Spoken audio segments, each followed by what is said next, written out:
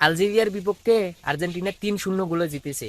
এই ম্যাচে Lionel Messi hat trick করেছে, এটা তার বিশ্বকাপের প্রথম হ্যাটট্রিক। শুধু কিন্তু হ্যাটট্রিকই করেননি, বেশ কয়েকটি রেকর্ড করেছে। প্রথমে তার গোল 3টা দেখে নেই, তারপরে যে রেকর্ডগুলো করেছে হ্যাঁ সেটাও বলবো। প্রথম গোলটা 17 মিনিটে করেছেন ডি বক্সের বাইরে থেকে একেবারে বুলেট গতির শটে। দ্বিতীয় গোলটা করেছেন ম্যাকঅ্যালিস্টার শট নিয়েছিলেন, সেখান থেকে রিবাউন্ড থেকে আসা বল থেকে একেবারে সহজ গোলই করেছেন। এবং তৃতীয় গোলটা করেছেন লিকো গঞ্জালেস এবং লিওনেল মেসির বোঝাপড়া থেকে এই গোলটা এসেছে। একেবারে ডি বক্স থেকে ক্লিনিক্যাল একটা ফিনিশ দিয়েছেন। এখন লিওনেল মেসির যে বেশ কয়েকটা রেকর্ড আছে সেটা একটু শোনেন। প্রথম রেকর্ড হচ্ছে লিওনেল মেসি একমাত্র বয়স্ক ফুটবলার বিশ্বকাপের ইতিহাসে যিনি আর্জেন্টিনার জার্সিতে প্রথম জোড়া গোল করেছেন, এবং বিশ্বকাপের ইতিহাসেও আসলে তিনি একমাত্র বয়স্ক ফুটবলার যিনি জোড়া গোল করেছেন।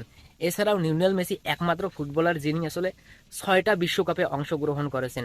এছাড়াও আরও রেকর্ড আছে, সেটা হচ্ছে যে লিওনেল মেসি আসলে এই বিশ্বকাপের ইতিহাসে সর্বোচ্চ 12বার ম্যান অফ দ্য ম্যাচ হয়েছেন।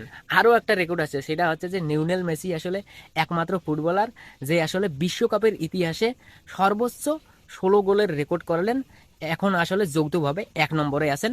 আর পরবর্তী ম্যাচ অথবা এই বিশ্বকাপেই আসলে এককভাবে আসলে সর্বোচ্চ গোল করার রেকর্ড করবেন। এই লিওনেল মেসি আরও কত রেকর্ড করবেন সেটা আসলে দেখতে হলে এই বিশ্বকাপেই হয়তোবা অনেক কিছুই দেখতে পারবেন। যাই হোক, সব কিছু ঠিকঠাক থাকলে অথবা হয়তোবা দেখতেও পারেন যে পরপর আর্জেন্টিনা 2বার বিশ্বকাপ জিততেও পারেন।